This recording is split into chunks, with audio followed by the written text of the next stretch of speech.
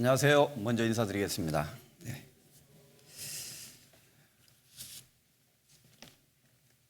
오늘 또 변함없이 이렇게 귀한 시간 내어서 함께 모여서 하나님의 말씀을 배우게 된 것을 진심으로 감사하게 생각합니다.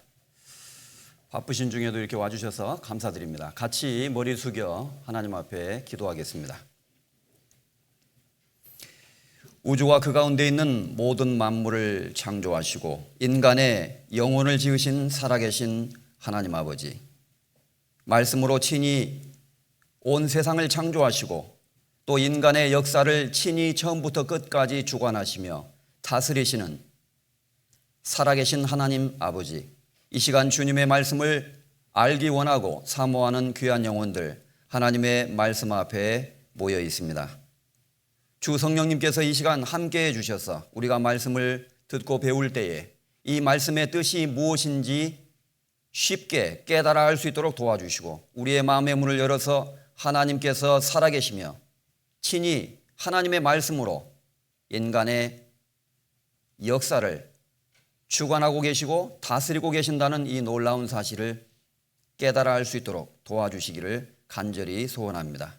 우리 가운데 한 사람도 스스로 지혜롭게 여기며 자신의 지혜를 믿고 하나님의 말씀을 경홀히 하는 어리석은 사람이 없도록 도와주시고 또 스스로 고집을 부리고 어리석음으로 말미암아 뒤로 물러가 멸망에 이르는 자가 없도록 하나님의 자비와 은혜를 허락하여 주시기를 간절히 소망합니다.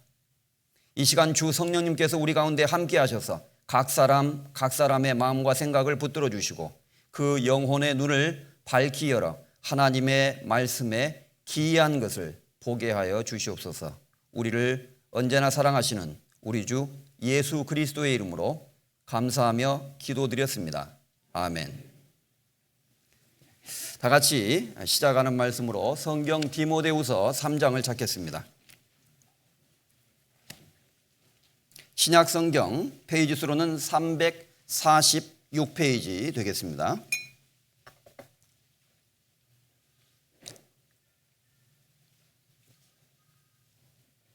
디모데후서 3장 16절 되겠습니다.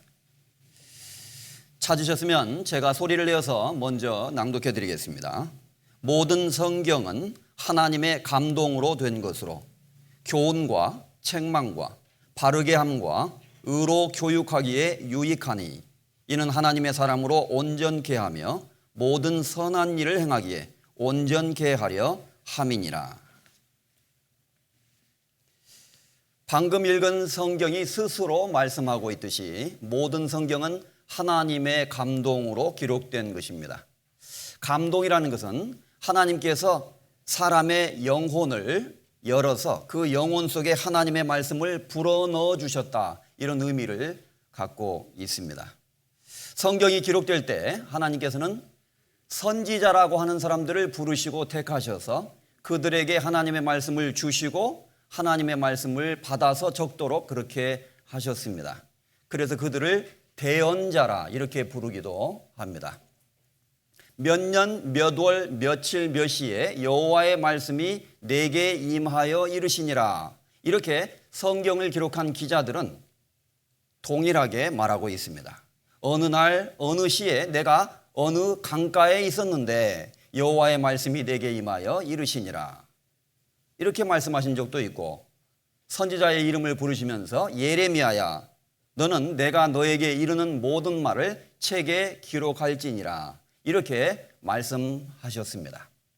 그래서 구약 성경을 읽어보면 여호와께서 가라사대 여호와께서 말씀하시니라 라는 그러한 식의 표현이 여러 차례 등장하는데 어떤 성경학자가 그것을 낱낱이 계산해 본 결과 구약 성경에만 약 3,000여 번 기록되어 있다고 통계를 내고 있습니다. 이것은 참으로 놀라운 일이죠. 성경은 스스로 이것은 사람이 기록했다 할지라도 하나님의 말씀을 인간이 받아서 적은 것이라고 말씀하고 있습니다. 그렇기 때문에 우리는 성경을 하나님의 말씀이라고 믿고 있는 것이죠. 베드로후서 1장 20절 이하에도 예언은 언제든지 사람의 뜻으로 낸 것이 아니요 하나님의 감동을 입은 사람들이 하나님께 받아 말한 것임이니라 라고 말씀하셨습니다. 성경의 모든 말씀을 지칭하는 여러 가지 단어가 있는데 그것을 율법이라고도 말하기도 하고 성경 전체를 율법이라고도 말하기도 해요. 십계명을 뜻할 때도 있지만 율법은 하나님의 말씀 전체를 가리킬 때도 있습니다. 또 성경 전체가 대부분 예언으로 이루어져 있기 때문에 성경 말씀을 예언이라고 지칭하는 경우도 있습니다. 예언은 하나님의 말씀인 성경 말씀은 언제든지 언제 기록되었다 할지라도 사람의 뜻으로 낸 것이 아니에요. 성경을 기록한 사람이 자기 생각대로 자기 뜻대로 성경을 기록한 것이 아니에요. 오직 하나님의 감동을 받은 사람들이 하나님께 받아 말한 것임이니라 이렇게 말씀하고 있다는 것입니다. 하나님이 어떤 선지자들에게 나타나셔서 하나님의 말씀을 그 사람의 영혼 속에 불어넣어 주시는 거예요. 그래서 감동이란 말이 영어로 inspiration이라고 하는데 in, 안에, inspiration, spirit, 인간의 영혼 안에 하나님의 말씀을 불어넣어 준다. 이런 문자적인 의미를 가지고 있습니다. 어쨌든 하나님의 말씀을 선지자들에게 말씀하셨고 그들은 하나님의 말씀을 받아서 적었던 것입니다.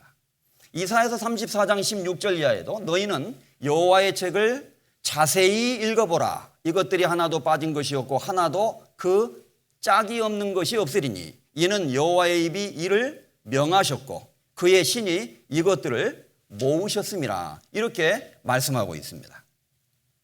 너희는 여호와의 책을 대충 읽어보지 말고 자세히 읽어보라 그랬어요. 진짜 이것이 하나님의 말씀인지 아닌지 자세히 읽어보면 알 수 있도록 되어 있다는 것입니다. 그래서 우리가 이것이 여호와의 이르신 말씀인지 어떻게 알리요 하리라. 어제 우리가 배운 말씀에 신명기 18장 말씀에도 그렇게 기록되어 있잖아요. 만일 이 말씀 속에 증언과 성취함이 없으면 이것은 하나님의 말씀이라고 믿을 수 있는 근거가 부족하다는 것입니다. 아니, 근거가 없다고 우리는 결론 내릴 수 있다는 것입니다. 과연 성경이 스스로 말씀하고 있는 것처럼 모든 성경은 하나님의 감동으로 기록되었을까요? 아니면 성경을 기록한 사람들이 그저 모여서 요즘에 학력고사 출제위원들이 호텔에 모여서 학력고사 문제를 만들듯이 성경학자들이 한 곳에 모여가지고 자, 하나님의 말씀인 성경이란 것을 한번 만들어 봅시다. 그리고 이 세상 사람들에게 이 성경을 하나님의 말씀이라고 믿게 하려면 적어도 믿을 만한 내용이 있어야 될 테니 자, 한번 머리를 싸매고 끙끙대면서 연구해서 이 성경을 기록했다면은 아무리 머리 좋은 사람들이 모여서 기록했다 할지라도 그것은 인간의 수준을 벗어날 수가 없는 거예요. 만약에 이 성경이 정말 하나님의 감동으로 됐다면은 이 성경 속에는 인간의 수준을 완전히 뛰어넘는 어떤 신적인 요소가 담겨져 있어야 된다는 것입니다. 그렇지 않고서는 하나님의 말씀이라고 인정하는 것은 무리가 있다는 것이죠. 초등학생이 쓴 글은 초등학생의 수준이 나타납니다. 중학생이 쓴 글은 중학생의 수준이 나타납니다. 대학생이 쓴 글은 대학생의 수준, 대학 교수가 쓴 글은 대학 교수의 수준이 나타나겠죠. 그 사람의 수준이 그 사람이 쓴 글 속에 표현되는 것입니다. 인간의 생각으로 성경을 기록했다면 사람의 생각과 사람의 한계를 절대 벗어날 수가 없는 거예요. 그것은 당연한 이치가 아닐까요? 그것은 상당히 논리적인 이야기라고 할 수 있습니다. 그것은 당연한 것이죠. 이건 어려운 이야기가 아니에요. 하나님의 말씀을 참으로 받아 적었다면 하나님의 말씀인 근거가 있어야 됩니다. 할아버지 할머니가 눈이 어두셔서 손자에게 손주야 이리 와봐라. 내가 하는 말을 지금부터 잘 적어보렴 하고 할아버지가 말씀하시고 손주가 잘 받아 적어서 이웃 동네 할아버지에게 편지를 전달했다고 가정해 봅시다. 글씨는 꼬불꼬불 유치하게 쓰여졌는지 모르지만 그 글 속에 할아버지의 그 근엄함이 어른이 글을 썼다는 것이 글 속에 나타나게 돼 있는 거예요. 아, 네가 썼냐? 그런데 네 할아버지 글이 맞구나. 이렇게 이웃 동네 할아버지가 인정할 수 있게 된다는 것입니다.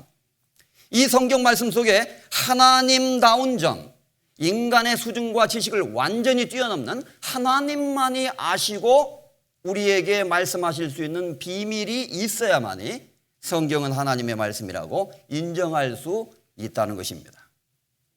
그래서 이 성경은 하나님의 말씀입니다. 성경이 하나님의 말씀인 증거는 얼마든지 있습니다. 우리는 눈에 보이지 않는 하나님이 살아계시다는 것을 여러 가지 증거를 통해서 알 수 있지만 보다 확실하고 보다 분명하게 우리에게 하나님의 살아계심을 증거하고 있는 것이 바로 하나님의 말씀입니다. 그래서 이제 우리는 성경을 구체적으로 열어서 성경의 해부, 제목을 그렇게 붙여볼 수도 있겠어요. 성경을 마치 해부해 보듯이 성경을 열어서 읽어보면서 이 말씀이 정말 여호와의 이르신 말씀인지 아닌지 우리는 어떻게 알리요? 어떻게 알 수 있을까요? 한번 연구해 보자는 것입니다. 또 어떤 사람은 말합니다. 목사님, 그렇게 안 하셔도 됩니다. 제가 스스로 창세기부터 요한계시록까지 다 읽어보고 이것이 하나님의 말씀인지 아닌지 한번 제가 살펴본 다음에 다시 오겠습니다. 이렇게 말하는 청년도 저에게 있었습니다. 그래요? 그렇게 하지 않고서는 믿을 수가 없던가요? 그러면 그렇게 해보시죠. 그런데 그게 쉬운 일이 아닙니다. 이 성경이 두껍잖아요. 언제 이걸 다 읽을 거예요? 그리고 읽는다고 해서 잘 이해가 되는 것도 아닙니다. 성경의 어투가 굉장히 어렵고 이해하기 상당히 난해하게 보이는 구절로 가득 차 있습니다. 그리고 번역은 몇십 년 이전에 한국어 어투로 번역이 돼 있어서 얼른 읽어서는 잘 이해되지 않는 구절들도 많이 있습니다. 그런데 갔다 온다고 하더니 잘 안 와요. 이 쉬운 일이 아니거든요, 그게. 그러니까 그건 생각뿐이지 그렇게 마음처럼 되는 게 아닙니다. 자, 우리가 바닷물이 짜다는 사실을 확인하고 믿기 위해서 온 세상의 바닷물을 다 마셔볼 필요는 없습니다. 그냥 서해바다 가서 한두 잔만 마셔봐도, 한 모금만 마셔봐도 바닷물은 짜다는 것을 금방 알 수 있는 것이죠. 아무개 화장품 회사의 화장품의 질을 알기 위해서는 화장품을 모조리 안 써봐도 됩니다. 샘플만 써보면 되는 거예요. 그처럼 하나님의 말씀을 우리가 언제 다 읽겠습니까? 이 성경 중에서 중요한 말씀, 핵심적인 말씀, 꼭 필요한 말씀, 우리가 알아야 될 말씀을 샘플로 선택해서 배워도 이 성경 말씀이 하나님의 말씀이라는 증거를 찾는 데는 충분합니다. 그렇지 않겠습니까? 자, 그래서 우리는 누가 봐도 이 성경은 하나님의 말씀이라고 인정할 수 있는 놀라운 증거가 이 성경 속에 있다는 사실을 알아야 될 것입니다. 성경은 무슨 책입니까? 도대체 성경에는 무엇이 기록되어 있습니까? 이렇게 어떤 사람이 묻는다면 한마디로 이렇게 대답할 수 있습니다. 성경은 하나님이 보시는 인류의 역사입니다. 이렇게 말할 수 있어요. 물론 성경에는 도덕적인 이야기도 있습니다. 인간의 죄에 대한 이야기도 있고 우리의 사회생활 속에서 필요한 이야기들도 있습니다. 그러나 궁극적으로 성경 전체는 하나님이 보시는 인류의 역사를 기록하고 있는 거예요. 창세기부터 요한계시록까지. 성경 창세기는 인간의 역사의 시작을 이야기하고 있습니다. 영문 제목으로는 제네시스인데요. 어디서 많이 듣던 이름이죠. 제네시스 자동차. 세금도 안 내고 이름을 도용한 것 같아요. 어쨌든 좋은 이름이라서 그걸 쓴 겁니다. 제네시스란 말은 시작이라는 뜻입니다. 모든 것의 시작이 성경에 나와 있습니다. 이 창세기에. 이 세상이 어떻게 시작되었는지, 인류의 역사는 어디서 시작되었는지, 종족은 어떻게 시작되었는지, 언어는 어떻게 시작되었는지, 인류 역사의 문명이 시작된 자리는 어디인지, 왜 사람은 전 세계에 흩어져 살게 되었는지 모든 것에 대한 비밀이 나와 있습니다. 또 하나님의 형상대로 창조한 인간이 왜 이렇게 고생하고 힘들게 살아갈 수밖에 없게 되었는지, 죄의 시작, 인간의 타락, 그로 인한 질병과 고난의 시작이 나와 있습니다. 동시에 하나님은 인간을 구원하시는 일을 또 시작하셨습니다. 모든 비밀이 창세기 속에 기록되어 있는 거예요. 그리고 성경의 쭉 역사는 그때부터 시작된 인류 역사 전체를 보여주고 있습니다. 지나간 역사와 장차 일어날 역사. 성경이 기록된 것은 여기 잠깐 보겠습니다.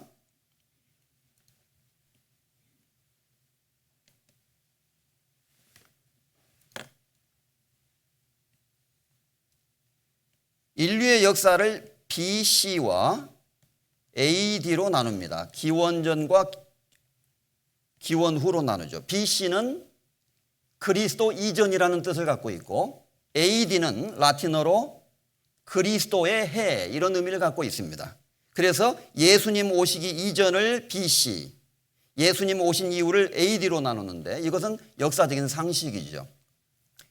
바로 이것 한 가지 속에서도 예수님이 이 땅에 오신 것은 역사적인 사실이었다는 것을 우리에게 보여주고 있습니다.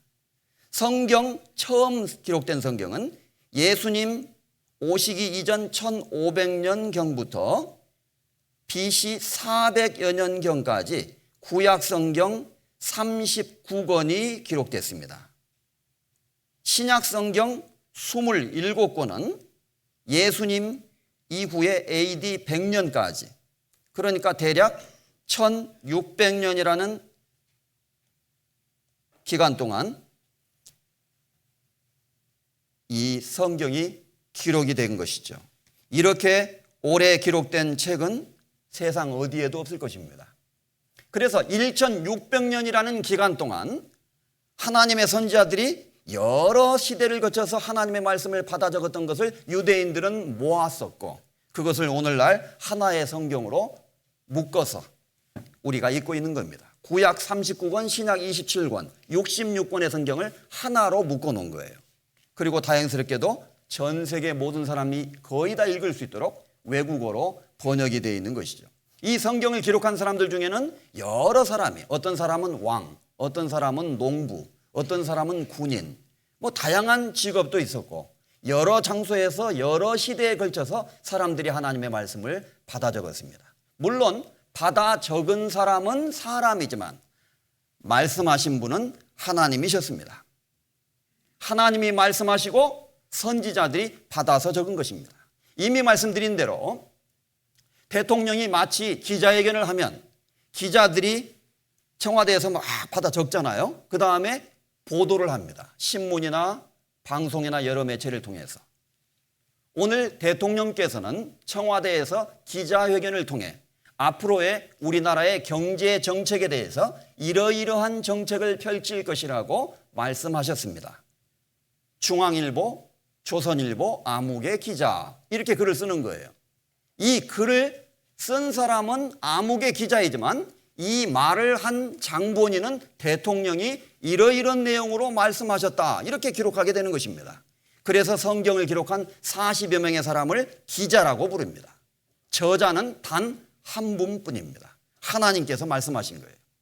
이 하나님께서 말씀하신 이 성경은 인류의 역사의 시작과 끝을 기록하고 있는 것이죠. 그 이유는 아주 단순하고도 자명합니다. 인류의 역사를 기록한 것은 바로 역사를 주관하고 다스리는 분이 하나님이라는 사실을 궁극적으로 알게 하는 데 목적이 있습니다.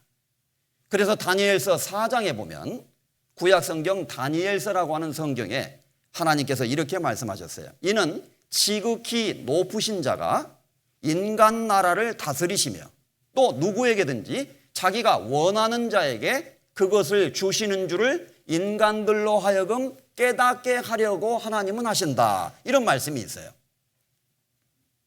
이 세상에 어떤 나라가 생기기도 하고 사라지기도 하고 전쟁이 일어나기도 하고 평화가 오기도 하고 왕이 등극했다가 갑자기 사라지기도 하고 수많은 변화가 있지만 사실은 그 역사의 배후에는 지극히 높으신 자가 가장 높으신 지극히 높으신 하나님께서 인간 나라를 다스리고 있기 때문이다. 이렇게 성경이 말씀하고 있다는 것입니다. 저 넓은 바다 위에 큰 유조선이 있어요. 어마어마한 태평양 위에 저 하늘에서 보면 유조선이 그냥 파도가 움직이는 대로 둥둥 떠서 아무렇게나 흘러가는 것처럼 보이지만 사실은 그렇지 않습니다. 그 거대한 유조선의 조타실에 한 사람이 키를 잡고 핸들을 움직이고 있는 거예요. 요리조리. 그 사람이 움직이는 대로 거대한 배가 움직여가고 있는 것입니다. 이처럼 인류의 큰 역사를 거대한 배에 비유한다면 인류의 역사라고 하는 이 거대한 배는 아무렇게나 이리저리 그냥 우연히 흘러가고 있는 것이 아니라는 것입니다. 그 역사의 배후에 한 분이 키를 잡고 있는 거예요. 그분이 누구일까요? 바로 하나님이십니다. 지극히 높으신 자가 인간 나라를 다스리시며 또 누구에게든지 원하는 자에게, 하나님이 원하시는 자에게 그 나라를 주시는 줄을 인생들로 하여금 깨닫도록 하나님은 하신다. 이렇게 분명히 말씀하고 있는 것입니다.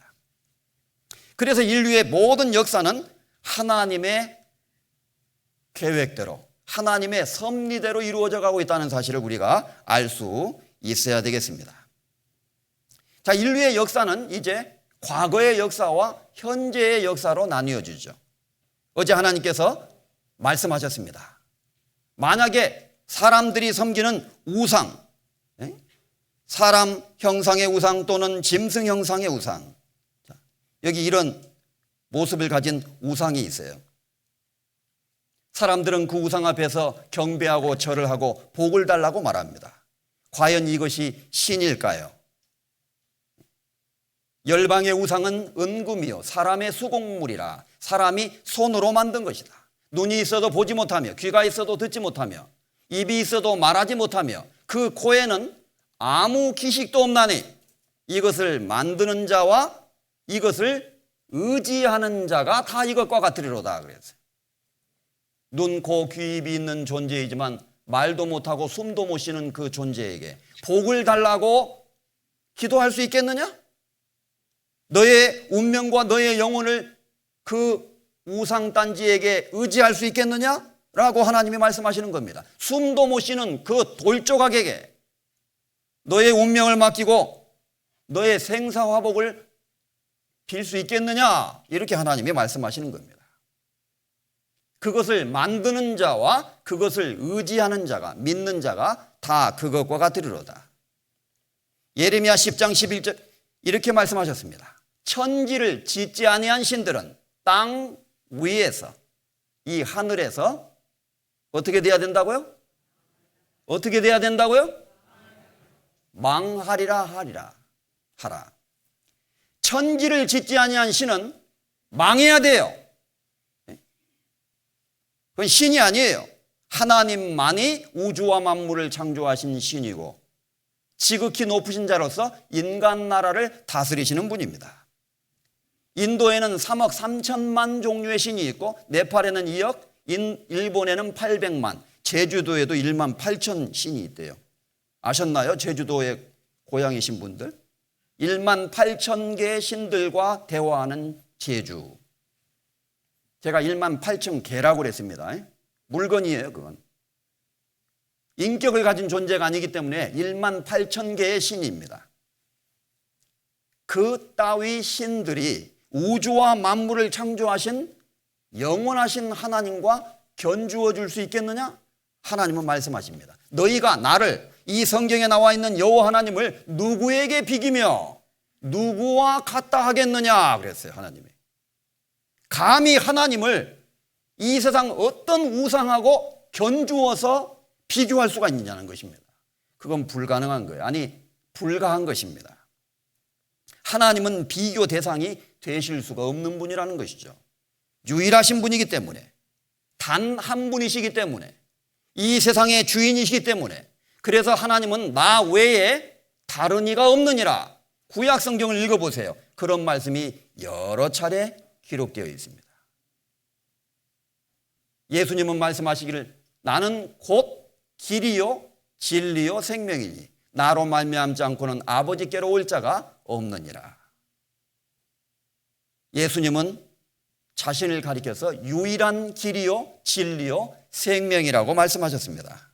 왜냐하면 그것은 사실이기 때문입니다. 그렇게 주장하실 수 있는 자격이 충분히 있으신 분이라는 거예요. 자, 그래서 이제 어떤 신이 참신이라면 이전 일에 어떠한 것도 고하라, 장래 일에 어떠한 것도 우리에게 진술하라 그랬잖아요.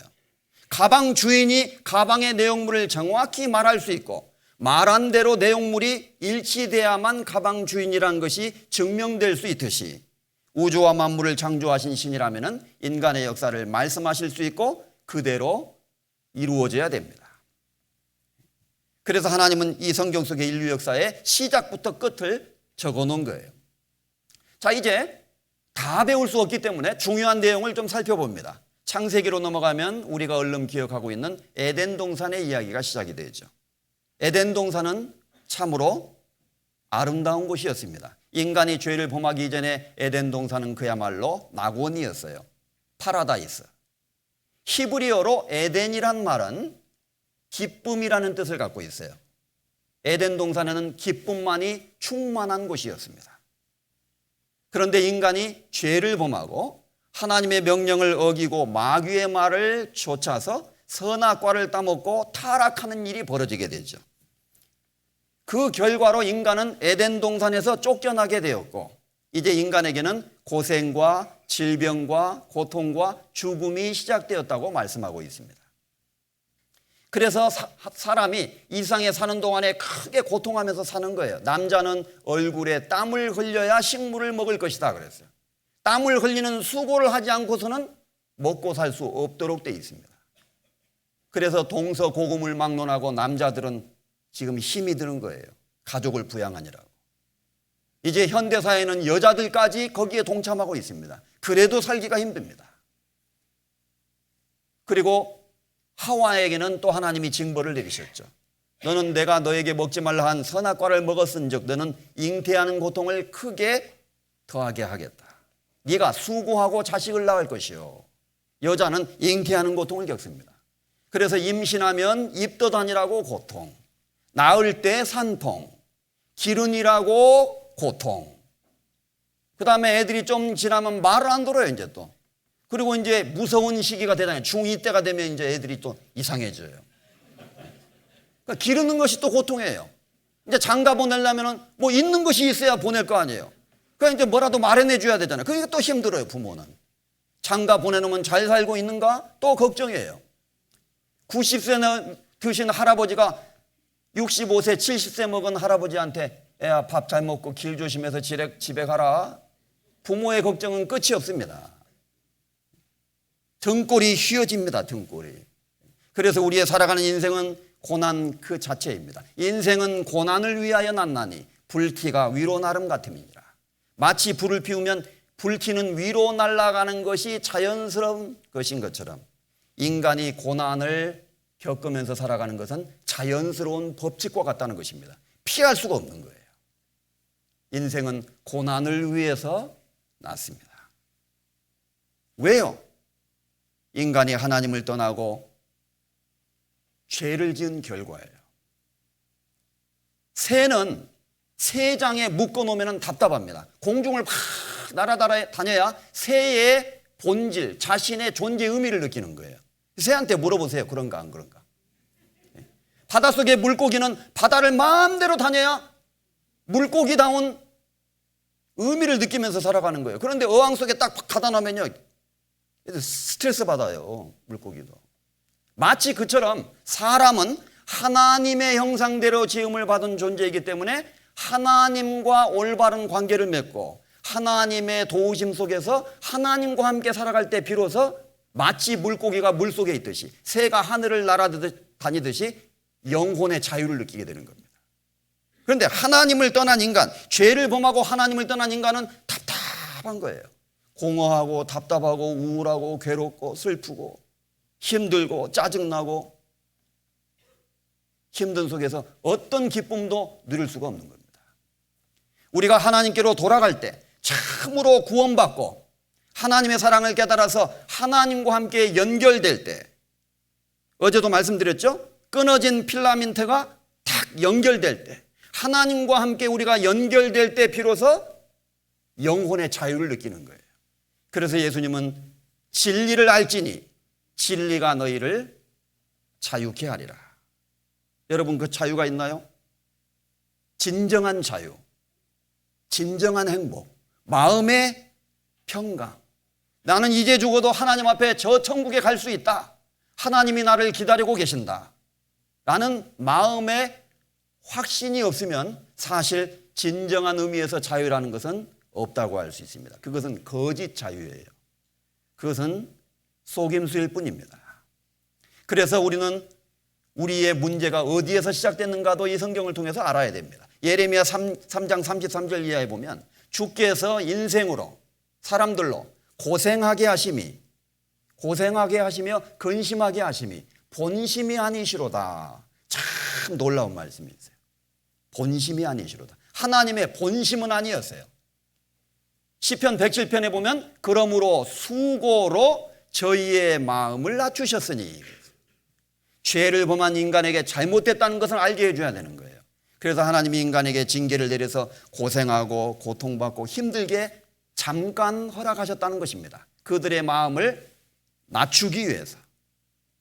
죄를 졌는데도 아무 일 없고 편안하게 인간이 계속 살게 됐다면 교만해가지고 자신의 잘못을 뉘우칠 기회를 얻지 못하게 된다는 것입니다. 그래서 하나님은 우리를 돌이키시려고. 그래서 어떤 면에서는 이 세상에서 고통스럽고 힘들고 어려운 삶을 산 사람이 하나님께로 쉽게 돌아갈 수 있는 기회가 있을지도 모릅니다. 여러분, 너무 슬퍼 마십시오. 나에게 힘들고 어려운 일이 있더라도 그것은 하나님이 나에게 돌아오도록 나에게 처방하신 처방전일 수도 있는 거예요. 주께서 나를 괴롭게 하심은 주의 성실하심으로 말미암음이니이다. 참으로 신비하고 놀라운 말씀도 있어요. 어쨌든 인간에게는 그런 문제가 이제 시작이 됐습니다. 그것이 에덴 동산입니다. 이 에덴 동산이 신화나 전설 속에 있었던 곳이라고 생각했습니다. 그러나 분명히 먼저 말씀드리면 성경에는 신화, 전설, 지어낸 이야기, 꾸며낸 상상 속의 이야기는 적혀 있지 않습니다. 성경은 전부 사실을 기록하고 있는 거예요. 사실이어야만 역사가 될 수 있습니다. 그리고 사실이어야만 진리가 될 수 있는 거예요. 에덴 동산은 성경의 창세기의 기록에 의하면 오늘날의 이라크 땅에 있었습니다. 에덴에서 강이 발원하여 시작되어서 거기서부터 갈라져 네 근원이 되었으니 첫째의 이름은 비손이요, 둘째 강의 이름은 기혼이요, 셋째 강의 이름은 히데겔이요, 넷째 강의 이름은 유프라테더라. 이렇게 기록되고 있습니다. 자, 에덴 동산, 아담과 하와가 살았던 곳이죠. 죄를 범하고 그들은 쫓겨났습니다. 이 에덴 동산이 있었던 위치는 이 그림의 빨간 네모 안에 있습니다. 오늘날 이라크 땅, 티그리스 강과 유프라데스 강 유역에 메소포타미아 문명의 중심지라고 알려져 있는 곳입니다. 여기 세계사에 많이 나왔죠. 메소포타미아라는 말은 두 강 사이에 있는 땅, 그런 의미를 갖고 있다는 거예요. 에덴 동산, 그림을 그려놨습니다. 첫 번째, 두 번째 강은 오랜 세월이 흐르는 가운데 사라졌습니다. 그런데 세 번째 티그리스 유프라데스 강은 지금도 그대로 이라크 땅에 존재합니다. 오늘날에도 티그리스 강이 유유히 흐르고 있죠. 그리고 유프라데스 강, 이곳이 바로 성경이 말하는 에덴 동산 자리입니다.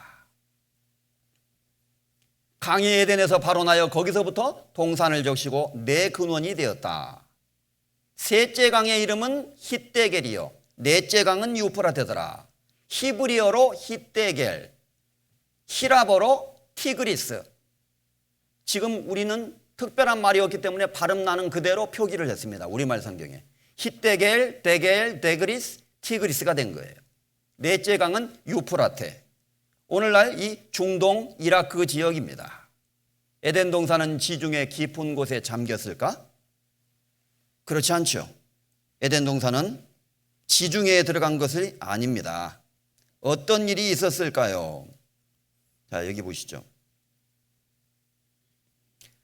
오늘날의 과학은 땅속 10m까지 마치 엑스레이로 몸속을 촬영하듯이 촬영할 수 있는데, 중동의 모래사막 밑으로 고대 강줄기가 발견됐습니다.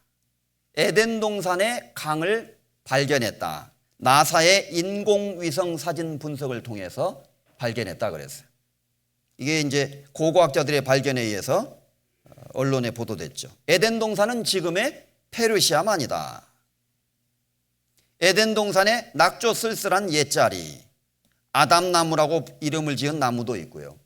그런데 오래전 이라크 전쟁으로 인류의 최초 문명이 사라질까 걱정된다고 걱정하는 기사입니다. 에덴 동산 복원에 나선다. 아담도 실제로 있었다.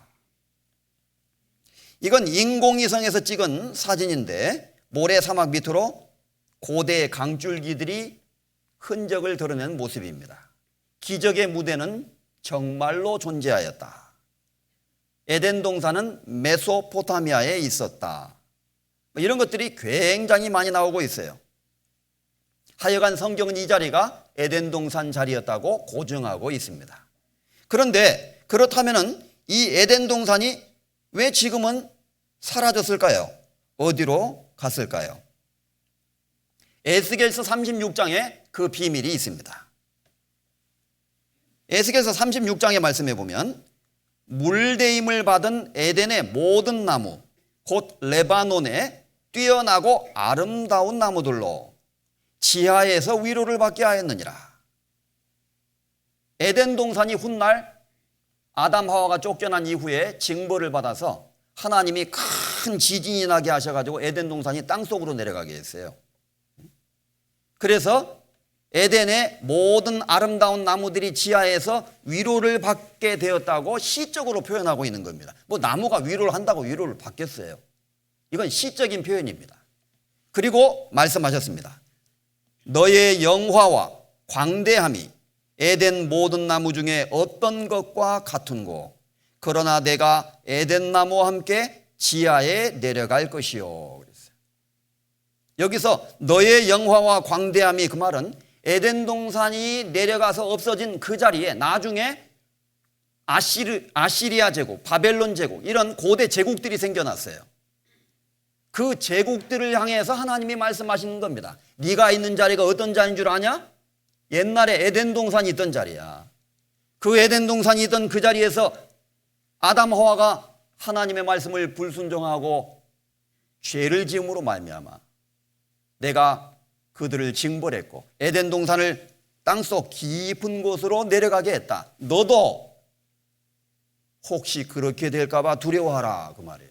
너의 영화와 광대함이 지금은 네가 영화롭고 광대하다고 교만하고 뽐내고 있지만 그 아름다움과 영광이 옛날의 에덴 나무들 땅속에 폭삭 내려간 에덴 나무들과 같이 될까 두려워해야 된다 그 말이에요.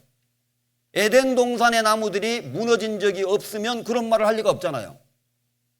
제2의 성수대교 사건이 나지 않도록 다리를 잘 한강에다가 건설해야 됩니다. 성수대교가 무너진 적이 없으면 그런 표현을 쓸 필요가 없다는 것입니다. 그렇잖아요. 하나님은 에덴 동산의 모든 나무들이 지하에 내려갔다고 말합니다. 에덴의 영화롭고 광대한 나무들. 이 나무가 어떻게 얼마나 아름다웠고 컸으면 영화롭고 광대했다 그랬어요. 아마도 이렇게 생겼을지 모릅니다. 로스안젤레스에서 4시간 정도 북쪽으로 가면 미국의 세쿠오이아 국립공원이 나와요. 이 나무가 평균 길이 높이가 키가 100m입니다. 어마어마해요. 거대한 나무들입니다. 제네랄 셔먼 트리 가장 크다고 하는 나무죠. 요세미티에도 이런 나무들이 있는데 얼마나 큰지를 보여주기 위해서 나무 둥지에다가 터널을 만들었어요. 자동차가 지나가게 합니다. 아마 에덴 동산의 나무들이 이랬을 거예요. 그래서 동식물이 자라던 그 어마어마하고 아름다웠던 에덴 동산이 땅속 지하로 완전히 다 내려가 버렸어요. 그래서 오늘날 땅을 파면 중동에서 기름이 나오고 있는 것입니다. 이렇게 구멍을 뚫으면요, 땅에 구멍을 뚫으면 팍 기름이 솟구쳐 나와요. 이건 압력이 아직도 굉장히 강하다는 뜻입니다. 얼마 되지 않았다는 뜻이에요.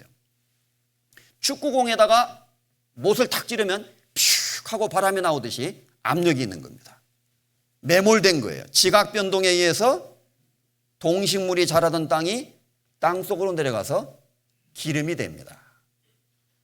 이것이 매몰되면 기름이 돼서 오늘날 석유로 캐내고 있는 거예요. 전 세계 매장량의 석유 매장량의 3분의 1이 이 페르시아만에서 나옵니다. 그리고 에덴 동산에서 하나님이 흙으로 사람을 지으시고 생기를 그 코에 불어넣으시니 사람이 생명이 된지라 그랬죠. 어떤 사람 창세기 읽다가요, 하나님이 흙으로 사람을 지으시고 흙으로 사람을 지으시고, 이거 흙인가? 아이고, 이러니까 내가 성경을 못 읽는다고. 말이 되는 소리를 해야지. 어떻게 사람을 흙으로 탁 만들어? 자기 생각이 얼른 이해가 안 되니까 못 믿겠다는 겁니다. 지금부터 3,500년 전에 기록된 성경 속에 하나님은 믿거나 말거나, 그건 여러분 책임이에요. 일단 기록을 해놓으신 거예요. 시편에도 말씀하시기를 이는 저가 하나님이 우리의 체질을 아시며 우리가 진토임을 기억하심이로다. 사람은 흙으로 만들어진 연약한 존재라는 것을 기억하신다. 오늘날의 과학은 이 사실을, 비밀을 풀어냅니다. 사람의 몸과 흙을 구성하고 있는 원소가 동일하다는 것을 찾아냈어요. 원소라는 것이 있다는 걸 알게 됐죠. 옛날 사람은 몰랐지만 현미경을 통해서 이것을 알아냈습니다. 인체의 구성 성분을 연구해 본 결과 사람의 몸과 흙이 같은 원소로 이루어져 있다는 것을 찾아낸 것이다. 흙으로 사람을 만드신 겁니다. 하나님의 말씀에 그렇게 되어 있어요. 그리고 또한 놀라운 것은 오늘날에는 DNA, 유전자 연구가 이루어져 있어요. 이건 뭐 자세히 설명하지 않아도 상식적으로 다 알고 있는 것이죠. 친자 확인 소송 어떻게 합니까? 유전자를 통해서 친자 확인 소송을 하는 거예요. 사람의 몸속에 유전자가 있습니다. 사람에게는 세포가 있어요. 인간의 몸속에는 100조 개의 세포가 이루어져 있는데 그 중에 한 개를 꺼내면 23개의 염색체 꽈리가 2개로 엮어져서 새끼를 줄을 꼬듯이 꼬아져 있어요. 현미경으로 이걸 관찰해냈어요. 시카고의 두 과학자가 이것을 찾아낸 겁니다. 이것을 DNA라고 말하는 거예요. 놀라운 것이죠. 지금은 과학 시간이 아니니까 자세히 설명드릴 이유는 없습니다. 세포는 하나님이 인간의 몸속에 넣어놓은 인간의 인체 설계도이다라고 말할 수 있어요. DNA. 한 사람의 한 개의 세포의 DNA의 정보를 꺼내서 얼마나 복잡한지 한 개, 100조 개가 아니라 100조 개 중에 한 개만 꺼내서 그것을 해독해서 수많은 정보가 들어있는데 이것을 책으로 만들면 복잡하게 설명이 되어 있어요. 지구와 달 사이를 55번 왕복할 수 있는 거리가 된다 그랬어요. 그것을 책으로 해서 나선 구조로 쭉 펼쳐놓으면, 그리고 그것을 책으로 만약에 만든다면 그랜드 캐년을 책으로 78번 채울 수 있는 양이다 그랬어요. 그랜드 캐년은 뭐냐면요, 미국에 있는 어마어마한 협곡을 말합니다. 평양에서 대구까지 거리가 이런 큰 협곡으로 돼 있어요. 거기에 책으로 가득 채우는데 78번을 가득 채울 수 있는, 계산이 안 되네요. 여기 양파는 16개, 수박은 22개, 감자는 48개, 이런 식으로 각 채소마다, 짐승마다, 사람마다 DNA 숫자가 다릅니다. 사람은 46개, 소는 60개, 침팬지는 48개. 분명히 달라요. 하나님이 사람을 정교하게 만드신 거예요. 사람 속에 신비한 무엇인가가 있습니다. 원숭이가 진화해서 사람 됐다고? 원숭이 같은 소리 하고 있네. 말도 안 되는 소리입니다. 그것은 인간을 스스로 짐승처럼 타락시키는 거예요. 사람의 몸이 흙으로 만들어져 있다는 것이 증명이 됩니다. 주께서 나를 지으심이 신묘막측하심이라. 어머니 뱃속에서 태아가 태어납니다. 전 세계 모든 사람은 똑같은 DNA 숫자를 갖고 있는 거예요. 46개. 이것을 환원 불가능한 복잡성이다 그랬어요. 그래서 DNA 연구를 해보면요, 모든 사람은 한 사람에게서 나왔다는 것을 알 수 있습니다. 어머니, 할머니, 증조할머니, 쭉 할아버지, 쭉 올라가면은 결국 한 사람의 어머니에서 모든 사람이 태어났다는 것이 유전자 연구를 통해서 오늘날 과학적으로 증명이 됐습니다. 어머니 뱃속에서, 자궁 속에서 태아가 수정되어서 배아가 분열하는, 핵분열하는 모습입니다. 정자와 난자가 만나서 내가 된 거예요. 나가. 조금 있으면 아이가 생성됩니다. 엄마 뱃속에서. 이게 우연이에요? 우연히 이런 일이 있을까요? 어떤 법칙이 들어가 있는 겁니다. 하나님의 놀라운 신비가 이 속에 담겨져 있는 거예요. 인간은 오묘하게 창조된 존재입니다. 분명 하나님은 살아계십니다. 하나님의 보이지 않는 어떤 신비한 손길이 있는 거예요. 내 몸만 봐도 알 수가 있도록 되어 있는 거죠. 하나님이 나를 지으셨습니다. 성경은 여러 가지 증거를 통해서 하나님의 살아계심을 우리에게 증거하고 있죠. 그리고 이제 내일 시간 배우게 되는데, 인류의 역사가 시작된 에덴 동산이 있었던 티그리스 유프라데스 강 유역에서 놀랍게도 인간은 역사를 마감하게 되는 놀라운 일이 벌어지게 됩니다. 마지막 인류가 멸망하는 전쟁. 조금 듣기 좋은 이야기는 아니죠. 무서운 이야기가 될 수 있지만 성경은 그것을 기록하고 있습니다. 몇 년, 몇 월, 며칠, 몇 시에 이르러서 온 인류의 3분의 1이 죽임을 당하는 전쟁이 유프라데스 강에서 벌어지더라. 이렇게 요한계시록에 기록이 되어 있어요. 그리고 그때에 사람들이 말 같은 것을 타고 오는데, 그들이 타고 오는 말 같은 그 어떤 존재의 입에서 불과 연기와 유황이 나오는데, 그것으로 인해서 사람 3분의 1이, 전 인류의 3분의 1이 몇 년, 몇 월, 며칠, 몇 시에 이르러서 죽임을 당하더라. 그때 사람이 섰을 때 그 살이 썩으며, 눈이 구멍 속에서 썩으며, 혀가 입 속에서 썩더라. 이렇게 기록이 되어 있는 거예요. 지금부터 수천 년 전에 기록된 이 말씀 속에 오늘날의 핵전쟁이 아니고는 상상할 수 없는, 감히 상상할 수도 없는 전쟁의 모습이 묘사가 되어 있다는 것입니다.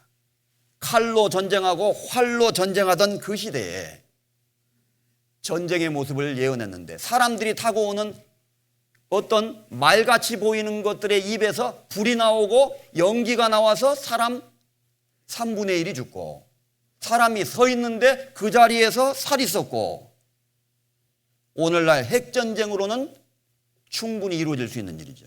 이 놀라운 일이 유프라데스 강 유역에서 벌어진다고 요한계시록에 자세히 기록되어 있어요.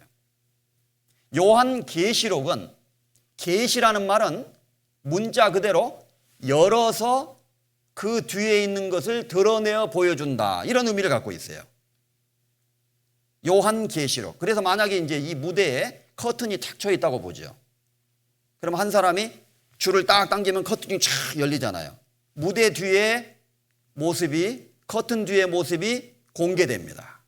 그것을 계시라 그래요. 사람은 장래에 일어날 일을 알 수 없지 않습니까? 하나님만이 그것을 아신다고 그랬잖아요. 이전 일도 알 수 없죠. 그래서 성경은 과거에 인류의 역사가 어떻게 시작됐는지도 공개하셨고, 어떻게 역사가 오늘까지 흘러왔는지도 말씀하셨고, 그것도 수천 년 전에, 그리고 인류 역사의 마지막 부분에 일어날 일도 미리 계시하셨어요. 성경 속에 열어서 보여주셨다는 것입니다. 이 성경 속에 자세히 기록되어 있습니다. 이제 내일 시간에 우리는 그것을 자세히 배우게 됩니다. 자, 이제 창세기 에덴 동산의 이야기를 뒤로 하고 창세기 6장에서 9장 사이에 읽어보면 유명한 노아의 홍수 사건이 기록되어 있습니다. 노아라고 하는 사람이 살던 당시에 하나님이 세상을 심판하셨다는 무서운 이야기인데, 그 이유는 인간의 죄 때문이었다고 설명합니다. 사람들의 인구가 점점 늘어나고 사람들이 악해져서 그 마음의 생각과 계획이 너무 악했기 때문에 하나님은 인간을 창조하신 것 자체를 후회하셨어요. 그래서 더 이상 하나님이 참고 용납하실 수 있는 상태가 아니었습니다. 이제 도저히 용납하실 수 없는 상태가 되어서 온 땅이 폐괴하였으니 이는 땅에 있는 자들의 그 삶과 행동이 폐괴하였다, 이렇게 기록하고 있어요. 폐괴하였다. 그 사람들의 마음의 생각과 계획이 항상 악할 뿐임을 보시고 하나님이 사람 지으셨음을 한탄하셨다고 말씀하셨습니다. 폐괴했다는 말이 썩었다, 부패했다, 그런 뜻이에요. 우리가 음식을 보관 잘못해서 약간 썩었어요. 그러면 살짝 칼로 도려내고 나머지는 먹을 수 있습니다. 그런데 완전히 썩었어요. 그럼 어떻게 해야 되죠?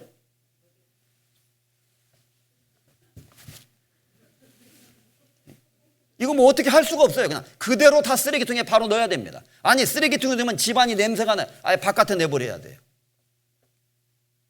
하나님도 이 세상이 어느 정도 죄가 있을 때는 참으십니다. 악한 일의 징벌이 속히 실행되지 않으므로 인생들이 악을 행하기에 마음이 담대하도다. 전도서 8장에 사람들이 마음대로 죄를 져요. 당장 벌은 내려오지 않으니까. 그러나 하나님은 기다리고 침묵하시고 참고 계시는 겁니다. 조금씩 더 이상 하나님이 용납하실 수 없는 상태에 이르게 되면 하나님은 온 세상이 타락하면, 온 세상이 완전히 썩어버리면 온 세상을 심판하실 수 있어요. 그것을 보여준 것이 노아 홍수 사건입니다. 그래서 창세기 6장에 보면 그때에 홍수 전의 세상에 죄악이 관영했다 그랬어요. 관영했다. 영어로는 full, 꽉 찼어요. 완전히 죄로 세상이 가득 찼다고 되어 있습니다. 이제 하나님은 도저히 용납하실 수가 없었어요. 하나님은 인간에게 혹 화를 내리든지 복을 내리라 그랬잖아요. 진짜 신은 인간이 잘못하면 화를 내리고 벌을 내릴 수가 있어요. 그렇지 않으면 신이 아니에요. 그리고 진짜 신은 인간이 그 죄에서 참으로 돌이키면 복을 주실 수도 있습니다. 화도 못 내리고 복도 못 주고, 그건 신이 아니에요. 성경에 나와 있는 하나님은 공의로우신 하나님이기 때문에 인간이 죄로 타락하게 되면 그것에 대해서 상관하시는 분이라고 되어 있어요. 반드시 그런 일이 벌어집니다. 그래서 하나님이 세상을 끝내기로 결심하셨어요. 방법은 홍수입니다. 창세기 기록은 자세히 기록되어 있는데 바다의 깊은 샘들이 터졌다고 되어 있어요. 바닷속에 있는 지하수들이 전부 다 터졌어요. 그래서 물이 바닷속에서부터 콸콸콸콸콸 흘러나왔습니다. 하늘에는 그 당시에 공중에 물층이 있었어요. 지금하고 달랐거든요. 창세기 1장에 보면 하늘 위에 물이 있었다고 되어 있습니다. 물로 된 물층이 있었어요. 마치 온실 유리창처럼 그 공중에 있는 물층이 40일 동안 비가 돼서 땅에 쏟아지게 된 겁니다. 밑에서는 지하수가 터지고 위에서는 40일 동안 비가 오고 땅에서 포로 생물의 기식을 호흡하는 것은 다 죽었더라. 하나님께서 쓸어버리시니 계속 나와요. 빗자루로 마당을 쓸듯이, 방을 쓸듯이 하나님이 홍수로 세상을 싹 쓸어버렸다고 기록하고 있습니다. 와, 정말 그런 어마어마한 홍수가 있었을까요? 그 물은 천하의 높은 산을 다 덮었어요. 완전히 온 세상이 물에 담겼습니다. 그리고 이제 비가 그쳤습니다. 세상은 심판을 받았어요. 그때 노아라고 하는 하나님을 경외하는 사람은 노아와 그 부인, 세 아들과 세 며느리, 8 식구만이 큰 방주라고 하는 배에 들어가서 생명을 보존했습니다. 노아의 방주. 그리고 하나님은 지구상에 사는 모든 짐승들은 바닷속의 생물들을 제외하고는 코로 생물의 기식을 호흡하는 것은 암수 한 쌍씩 대표로 선택해서 방주 안으로 들여보내라고 말씀하셨어요. 그래서 방주를 140m 정도 되는 큰 배를 짓게 된 거예요. 120년이라는 기간 동안. 거대한 배였습니다. 폭은 50m, 높이는 30m 정도 되는 어마어마한 배였어요.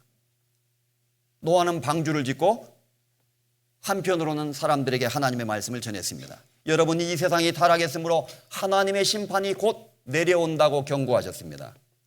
하나님의 심판은 더디지만 반드시 내려올 것입니다. 그리고 노아 할아버지 배를 짓는다. 노아 할아버지 배를 짓는다. 앞집에 김서방, 뒷집에 박서방 모두 다 비웃을지라도 노아 할아버지 배를 짓는다. 옛날 이야기처럼 이제 교회학교 아이들 찬송을 만들어 놓은 거예요. 그래서 재미있게 표현한 거죠. 그리고 노아는 배를 지으면서 사람들을 일꾼을 불러서 졌겠죠.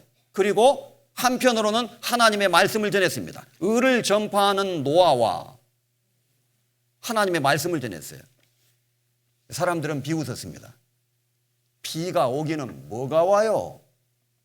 저 할아버지가 하나님 너무 많이 믿더만 어떻게 됐나 봐. 이 멀쩡한 하늘에 무슨 비가 오며 세상이 물로 다 넘쳐서 잠긴다고? 난 그런 거 믿고 싶지 않아. 그래서 사람들은 하나님을 완전히 저버렸습니다. 노아의 8 식구를 제외하고는 전부 다 하나님을 떠났어요. 얼마나 타락했으면 이렇게 되겠어요. 예수님이 말씀하셨죠. 노아와 그 시대에 대해서. 홍수전에 사람들이 먹고 마시고 시집가고 장가가고 있으면서 홍수가 나서 저희를 다 멸하기까지 깨닫지 못하였으니 인자의 임함도 이와 같으리라. 예수님이 노아의 홍수 사건을 예를 들어서 예수님이 다시 재림하실 때 인자가 오실 때 이와 같은 일이 벌어질 것이다 라고 말씀하셨습니다. 이것은 노아의 홍수 사건을 역사적인 사실로 예수님이 말씀하신 거예요. 예수님의 말씀이 노아의 홍수가 실제 있었다는 가장 확실한 증거예요. 예수님이 말씀하셨거든요. 어쨌든 홍수가 그치고 물이 줄어들기 시작했습니다. 이제 성경의 기록에 하면 물이 완전히 줄어들어서 원래 모습에 돌아오는데 1년 정도가 걸렸어요. 보통 홍수가 아닙니다, 여러분. 이것은 물이 줄어드는데 1년이 걸렸어요. 그리고 온 세상을 덮은 물은 북극과 남극의 빙하로 얼어붙게 되었습니다. 환경의 변화에 의해서. 그리고 노아의 방주는 둥둥 떠다니다가 터키에 있는 아라산에 쿵 하고 걸린 거예요. 방주의 문이 열리고 노아의 식구들과 짐승들이 다시 나와서 인류의 문명이 다시 시작되었습니다. 노아의 세 아들들에 의해서. 이것이 노아 홍수의 대략적인 내용이에요. 자, 그렇다면 이제 잠깐 쉬는 시간을 가지고 우리가 살펴볼 내용이 있습니다. 자, 한 가지만 먼저 생각해 보죠. 온 세상이 물에 잠겼다면, 그리고 물에 잠겼다가 1년 동안 물이 줄어들면서 이 세상이 다시 역사가 시작됐다면 그 물에 잠긴 흔적이 있을까요, 없을까요? 있을 수밖에 없습니다. 여러분, 장마 때 자동차가 물에 잠기는 경우가 있어요. 그러면 자동차 햇볕에 잘 말려가지고 깨끗이 닦아가지고 중고차 시장에 딱 내놓잖아요. 이 차는 전에 무슨 일이 없었나요? 아, 예, 없었습니다. 물에 잠긴 적 없나요? 물이 없었죠. 보세요. 깨끗해요. 자동차 전문가 공업사 하시는 분이 딱 가서 보면요, 후드 한번 딱 열어보면요, 물에 잠겼군요. 금방 찾아냅니다. 내가 볼 때는 그게 그건데, 그러니까 전문가지요. 딱 보면 대번에 찾아냅니다. 물에 잠긴 차는 반드시 흔적이 남게 돼 있어요. 어디엔가 흔적이 남아 있습니다. 전문가는 그걸 찾아냅니다. 자, 온 세상이 물에 잠겼어요. 그리고 물이 줄어들어서 오늘날 이 세상에 나왔으면 흔적이 있겠어요, 없겠어요? 반드시 흔적이 있어야 됩니다.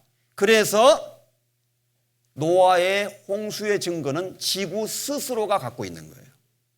먼저는 예수님의 증언 속에 증거가 있고 성경의 기록 속에 증거가 있고, 그리고 그 증거를 우리에게 납득시켜주는 실제 증거들이 지구상 곳곳에 남아 있다는 것입니다. 10분 동안 휴식하겠습니다. 8시 50분에 다시 시작합니다.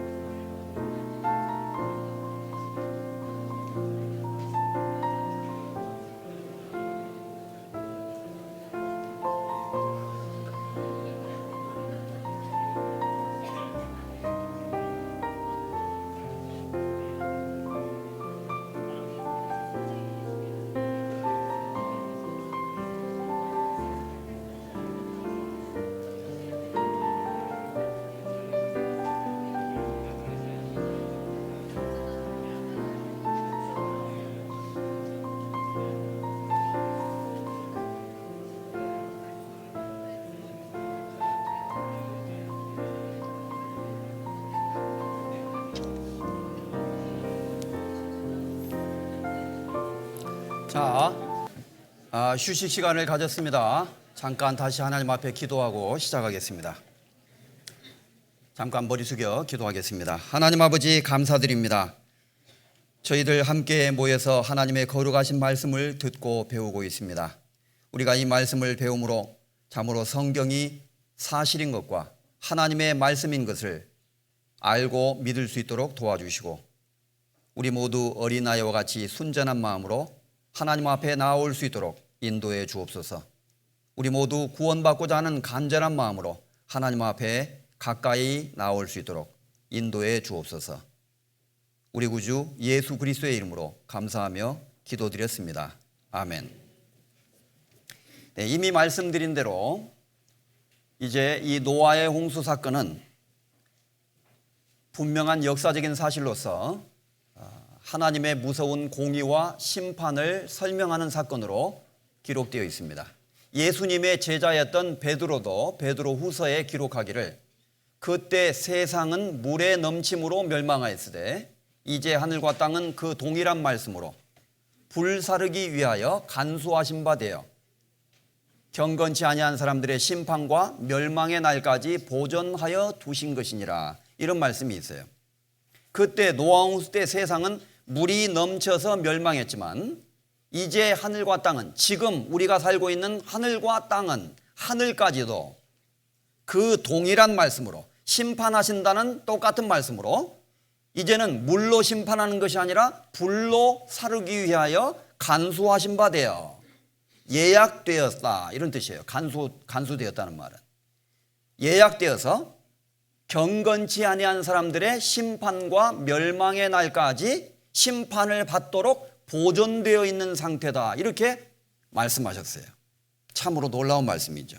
반드시 하나님의 심판이 이 때에도, 우리 시대에도 일어날 수 있다는 것을 경고하고 있는 것입니다. 언젠가 반드시 그 심판이 일어납니다. 자, 이제 홍수의 증거를 살펴보겠습니다. 이미 말씀드린 내용을 잠깐 기억해 보면서, 자, 홍수는 전 세계를 덮은 어마어마한 사건이었어요.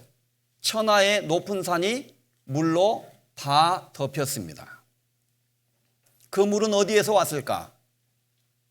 바다에 샘들이 터져서 물이 분출했고 공중에서 비가 내렸는데, 노아 홍수 이전에는 하늘 위에 물층이 있었어요.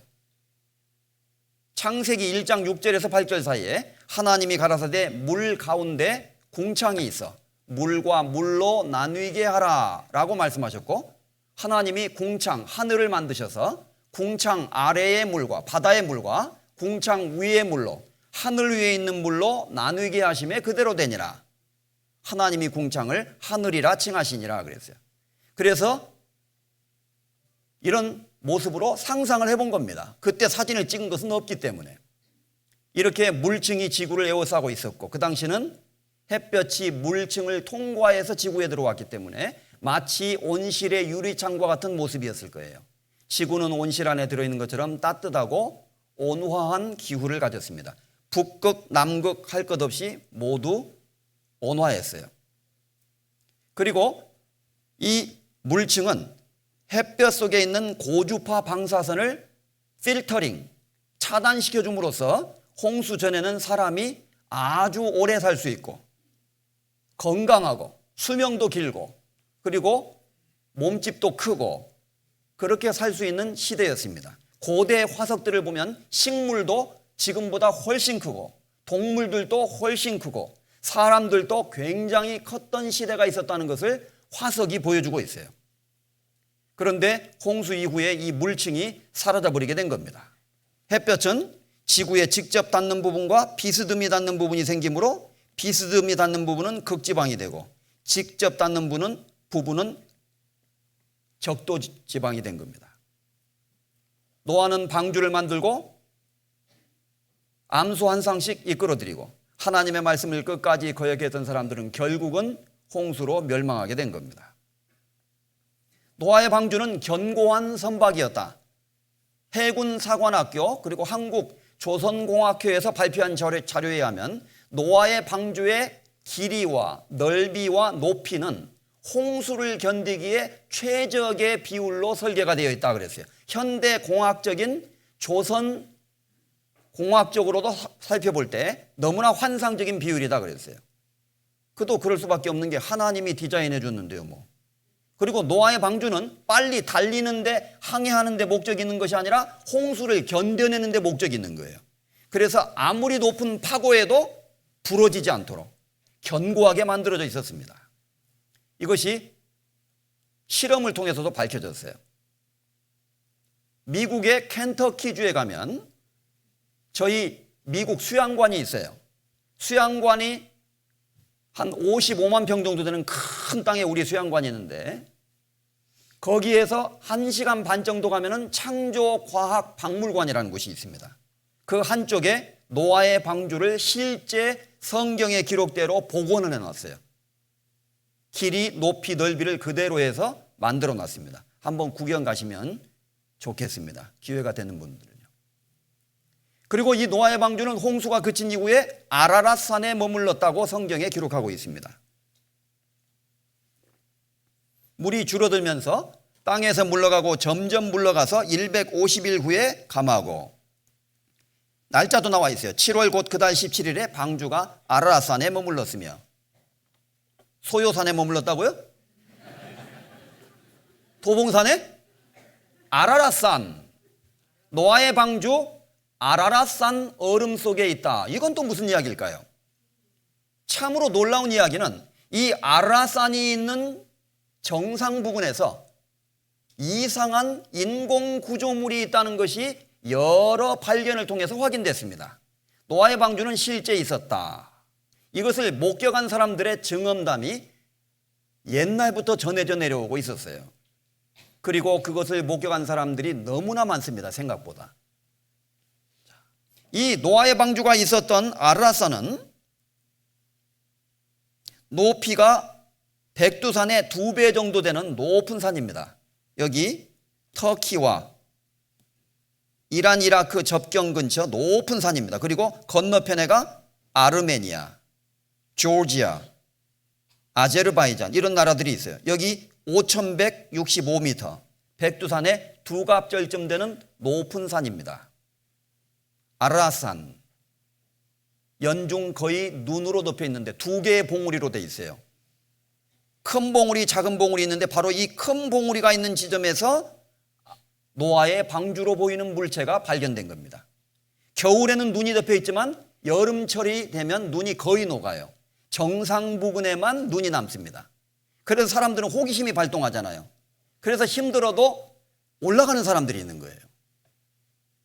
그래서 올라가면 정상 부근에는 빙하가 있고 눈이 있어서 굉장히 위험합니다. 그런데 멀리서 사진을 찍은 사람들이 이상한 물체를 찍었어요. 이렇게. 분명히 인공 구조물입니다. 사진입니다, 이것은. 그리고 이 노아의 방주에 대해서 알려진 유명한 사건은 프랑스의 폭파 전문가였던 페르낭 나바라라고 하는 사람이 자기 아들과 함께 직접 아라랏산에 올라가서 방주를 목격하고 나무 조각을 잘라 가지고 왔어요. 노아의 방주를 발견했다고 발표를 했죠. 전 세계 고고학계를 깜짝 놀라게 했습니다. 이 나무의 성분을 분석해 본 결과 아라랏산 부근에서는 자라지 않는 나무였고 수천 년 된 나무라는 것이 분명히 밝혀졌는데 이것은 노아 시대의 방주임에 틀림이 없을 거라고 많은 학자들이 생각을 했습니다. 그리고 여러 사람들이 이것을 등반했는데 가장 최근에는 홍콩의 기독교 단체에서 언론단체의 대표자들과 함께 탐험대를 조직해서 직접 올라갔어요. 홍콩은 영국의 영향을 받은 나라입니다. 영국은 옛날에 아주 강력한 기독교 국가였어요. 그래서 홍콩에 기독교인들이 많습니다. 탐험대를 조직해서 아라산에 올라가서 그 노아의 방주로 여겨졌던 그곳에 직접 들어간 거예요. 얼음을 깨고. 이게 동영상으로 되어 있는데 제가 이걸 동영상으로 보여드리면 유튜브로 시청하고 계신 분들이 이 유튜브가 스톱될 수 있어요. 그래서 사진을 캡처해서 보여드립니다. 이 해설자가 설명합니다. 나무 소리 들리시나요? 이건 분명히 사람이 나무로 만든 인공 구조물입니다. 이게 어찌된 일일까요? 이 높은 산 얼음 속에 나무로 만든 배가 있습니다. 사람들은 깜짝 놀라게 됐죠. 이건 천연 냉장고 안에 들어있어서 쉽게 부식되지 않고 보존된 겁니다. 이렇게. 여기 보세요. 사진을 직접 찍어온 거예요. 그리고 기자회견을 했고 많은 사람들에게 이것을 공개했습니다. 여러분도 뭐 믿기지 않으면 직접 올라가시는 것도 좋습니다. 그런데 쉬운 게 아니에요, 이것은. 그리고 터키 정부의 특별 허가를 받아야 됩니다. 여기는 쿠르드족이 있는 곳이에요. 쿠르드족. 위험해요. 쉽지 않습니다. 그러나 분명 방주가 존재하는 겁니다. 하나님이 아마 일부러 노아 방주는 워낙 거대한 자료이고 또 중요한 자료이기 때문에 천연 냉장고 속에 보관하신 것 같아요. 영국의 북부 지역이나 스코틀랜드 같은 지역을 방문하면 토양에 산소가 거의 없는 땅들이 있습니다. 그 땅을 파내면 고대 로마 시대의 유물이 하나도 손상되지 않은 상태로 그대로 나와요.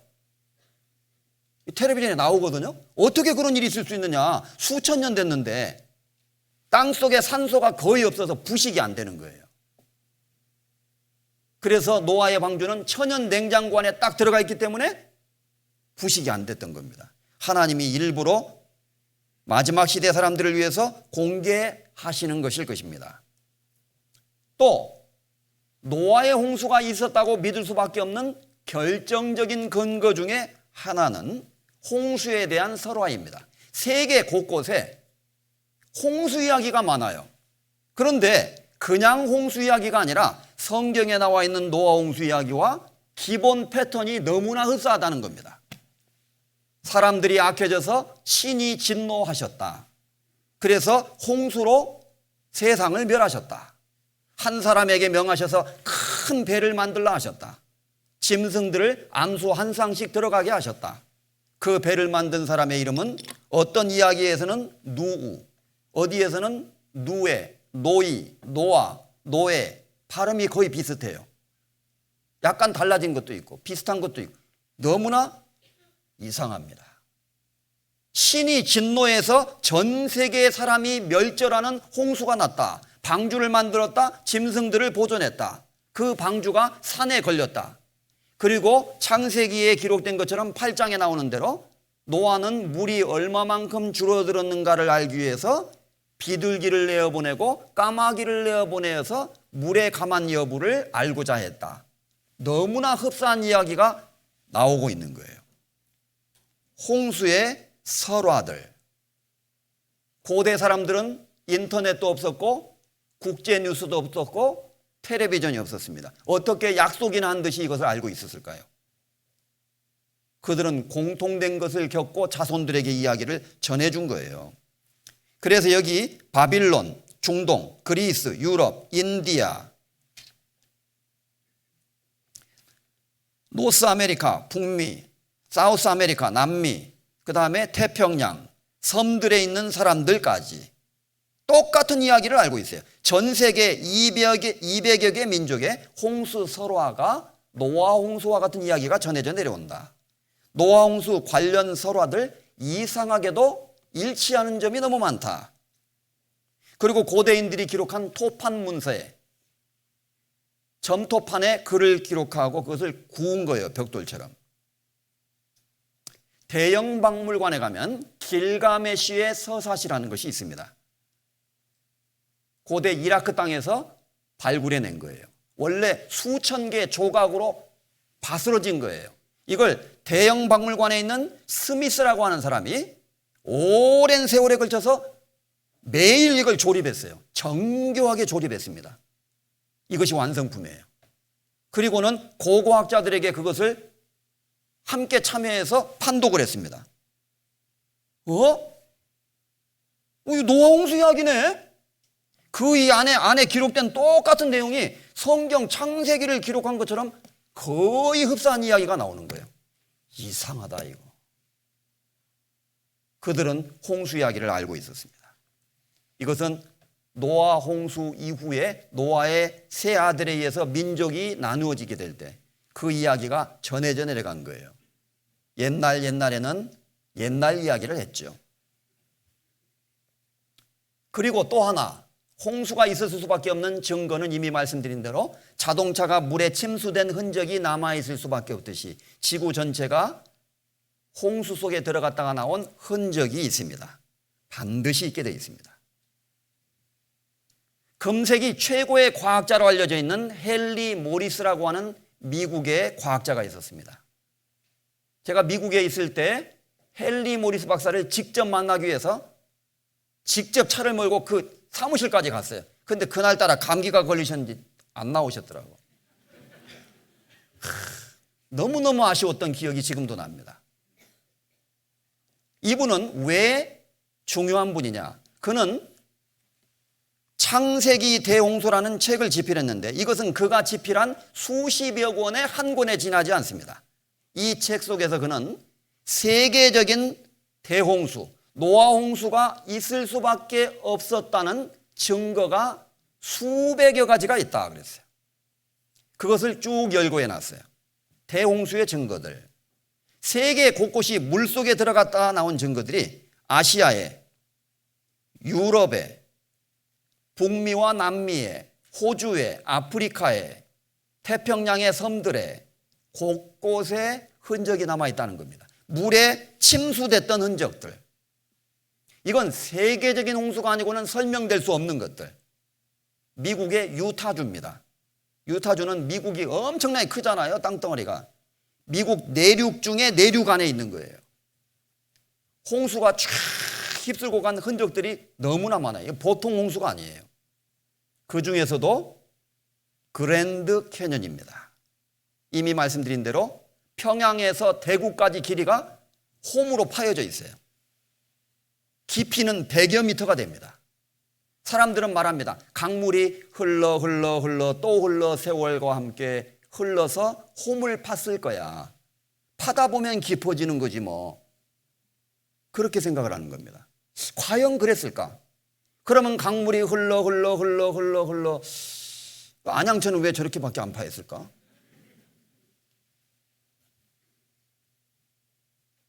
이런 지형은 거의 드뭅니다. 그런데 이와 같은 유사한 모습으로 되어 있는 지형들이 세계 곳곳에 있어요. 미국에도 한 군데만 있는 게 아닙니다. 조지아주에도 리틀 그랜드 캐년이 있어요. 몽골에도 리틀 그랜드 캐년이 있습니다. 사이즈가 작아서 그렇지 다 있어요. 유럽에도 있고 세계 곳곳에 있습니다. 그랜드 캐년. 어마어마해요. 그 사이즈가. 여러분 여기에 가시면 정말 장엄함을 느끼게 될 것입니다. 이것은 몽골의 그랜드 캐년입니다. 자, 그런데 학자들은 궁금해하는 점이 있었습니다. 세계 곳곳에 어디를 가도 땅을 파면 이렇게 층을 이루고 있어요. 이상하게. 지구상에 있는 땅들을 파면은요, 이거 보세요. 이 그랜드 캐년의 모습인데요. 이렇게 층을 이루고 있습니다. 여기 영국 남쪽에 프랑스를 향하고 있는 바닷가에 깊은 절벽이 있습니다. 자세히 가서 보면 전부 시루떡처럼 층을 이루고 있어요. 그러면 한국은 어떨까요? 한국도 땅을 깊이 파면 이렇게 지층을 이루고 있습니다. 이것은 우리가 다 아는 상식이죠. 지층이라는 것이에요. 마치 무지개 떡처럼 세계 어디를 가도 땅을 파면 층을 이루고 있어요. 왜 그럴까? 먼지가 쌓이다가 이렇게 층을 이뤘겠지 뭐. 그런데 층을 이뤘다는 것은 같은 종류의 흙이 어느 일정한 기간 또 쌓이다가 그 다음에 또 비슷한 종류의 흙이 같은 종류끼리 또 쌓이고 이렇게 된 거거든요. 그래서 어떤 학자는 아주 쉽게 설명합니다. 이렇게. 이거 보세요. 샌드위치를 비교해 놨잖아요. 지층이 이렇게 돼 있는 거예요. 압력을 받으면은 확 눌려가지고 휘어지기도 하고 그걸 습곡이라 그러죠. 전 세계 모든 땅은 이런 구조로 되어 있습니다. 무지개 떡 구조로. 그리고 이 안에 파면은 화석이 나와요. 생물들의 화석이 나옵니다. 그리고 맨 밑에는 화석이 전혀 나오지 않는 땅이 한층 나옵니다. 이건 또 왜 그럴까? 이것은 노아홍수 이전에 태초에 있었던 땅입니다. 그 위에 쌓인 것은 홍수 때 토사가 밀려와서 쌓이게 된 거예요. 지금 뭐 지질학, 지구과학 시간은 아니니까 뭐 자세히 이런 걸 말씀드리려고 하는 것도 아니고 이걸 자세히 뭐 모르셔도 상관없어요. 하여간 온 세상이 물에 잠겼기 때문에 이런 일이 생겼다는 것을 꼭 아셔야 되는 거예요. 자, 이렇게 흙이 쌓이면 종류가 같은 것끼리 쌓이게 된다는 것입니다. 아이들이 읽는 블로그에 철산초등학교 4학년 블로그에 나와 있어요. 물이 운반한 자갈, 모래, 진흙 등이 쌓이게 됨. 쌓이면서 이렇게 층을 이루게 됨. 이렇게. 프랑스의 한 과학자가 실험을 했습니다. 여러 종류의 흙을 크기가 굵은 것, 가는 것, 다양한 종류의 흙을 섞어서 위에서 낙하 실험을 했는데 쭈르륵 떨어지면 이상하게 같은 종류의 흙들끼리 층을 이루고 쌓이게 됩니다. 여러분 실험해 보셔요. 이상한 현상이 벌어지는 거예요. 이 사람은 천재였습니다. 왜 지구상의 모든 땅이 층을 이루고 있을까? 그걸 늘 생각하다가 기발한 아이디어가 난 거예요. 흙을 섞어가지고 공중에서 떨어뜨리니까 같은 흙들끼리 모이게 되는 겁니다. 물속에서 실험해볼까? 그럼 물속에서 흙을 흘러보내니까 똑같은 일이 벌어지는 거예요. 그래서 같은 종류의 흙들끼리 물속에서도 휩쓸려 가다가 층을 이루면서 쌓이게 된다는 것을 알게 된 겁니다. 이렇게 길고 두꺼운 지층이 생기는 장구한 세월 동안 부분적으로 퇴적됐거나 침식됐던 흔적이 없다. 긴 지층은 수백 킬로미터나 이어지는데 흐트러짐도 없이 반듯하다. 수억 년 동안 부분적인 침식이 전혀 없었다는 말인데 대기의 흐름이 전혀 없는 우주 행성에서나 가능할 법하다. 자, 이게 무슨 말일까요? 1980년 5월 18일 아침 8시 32분 미국의 워싱턴주에서 세인트 헬렌 화산이 폭발했습니다. 이것은 전 세계 과학자들과 지질학자들을 깜짝 놀라게 한 사건이었습니다. 왜 그랬을까요? 한번 보죠. 꽝 하고 터졌어요. 그냥 뭐 화산은 폭발할 수 있잖아요. 미국 지질학회의 보고에 하면 이 화산 폭발로 4억 3천만 톤의 에너지가 분출됐고 화산 폭발 후 화산재를 90만 톤을 도로에서 제거해야 했어요. 2만 9천 피트 산 정상이 폭발 후에 1,300피트가 날아가 버렸어요. 3,400평방킬로미터의 숲이 6분 만에 날아갔습니다. 숲이 날아가서 나무가 다 뽑혀버렸어요. 꽝 하고 터지니까. 100만 그루의 나무가 뽑혀서 그 밑에 호수에 처박혀 버렸어요. 그리고 용암이 흘러나왔습니다. 이거 보세요. 꽝 터져가지고 산 꼭대기가 사라진 다음에 용암이 막 흘러내려오고 있는 거예요. 그런데 놀랍게도 용암이 흘러가면서 층을 이루게 된 겁니다. 지층이. 지금도 여기 워싱턴주에 가면 화산이 흘렀던 흔적이 그대로 남아있어요. 이렇게. 그랜드 캐년 40분의 1 정도의 사이즈의 리틀 그랜드 캐년이 하루 만에 생기게 됐어요. 아, 어떤 거대한 격변이 일어나면은 순식간에 그랜드 캐년 같은 것이 생길 수 있겠구나 라는 것을 알게 해준 거예요. 보통 사람들은 수십억 년이 걸려서 그랜드 캐년 같은 것이 생겼다고 생각한 겁니다. 그랜드 캐년 40분의 1의 계곡이 40분의 1 하루 만에 생기게 된 거예요. 노아 홍수는 물이 지하수가 분출하고 하늘에서 비가 쏟아지고 화산이 폭발하고 지각이 변동하고 시편에 보면은 골짜기가 깊이 내려가고 산은 높이 올라가는 대격변의 재앙이었습니다. 그냥 비만 온 게 아니에요. 자, 이 화산 폭발로 나무 100만 그루가 모조리 뽑혀버렸어요. 나무 젓가락이 돼버렸어요. 그리고 그 밑에는 이미 말씀드린 대로 리틀 그랜드 캐년, 자그마한 그랜드 캐년이 형성이 되게 된 겁니다. 그리고 퇴적층이 형성되고 계곡이 형성되고 석탄층이 형성됐어요. 자, 이렇게 나무가 뽑혔습니다. 모조리 뽑혔어요. 그리고 호수에 처박혔습니다. 세인트 헬렌 화산 앞에 스피리트 호수가 있어요. 이 호수에 여기 지금 허옇게 보이는 게 뭐냐면 통나무들이 전부 잘려져 가지고 한쪽에 쌓인 거예요. 이게 이렇게 쌓인 겁니다. 시간이 지나면서 나무 껍질이 벗겨지고 나무들이 둥둥 뜹니다. 무거운 것 중에 일부는 가라앉습니다. 이렇게 가라앉게 된 거예요. 잠수부들이 그 안에 들어가 보니까 나무들이 이렇게 둥둥 떠 있어요. 그리고 그 호수 밑에 나무 껍질들이 전부 벗겨진 상태에서 물을 머금으니까 무거워지잖아요. 밑으로 전부 가라앉았어요. 몇 년이 지난 다음에 보니까 토탄 과정이 형성되고 있었습니다. 토탄, 석탄이 되어가는 중에 있었어요. 놀랍게도. 여기서 사람들은 다시 한번 놀라게 됐습니다. 왜냐? 지구 곳곳에 이렇게 생긴 화석들이 나오거든요. 이걸 다지층나무라고 그래요. 여러 지층이 있는데 나무가 꽉 박혀 있어요.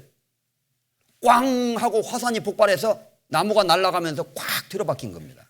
그리고 홍수에 의해서 둥둥 떠다니다가 가라앉으면서 토사가 밀려오는 과정 가운데 쌓이게 된 거예요. 이렇게.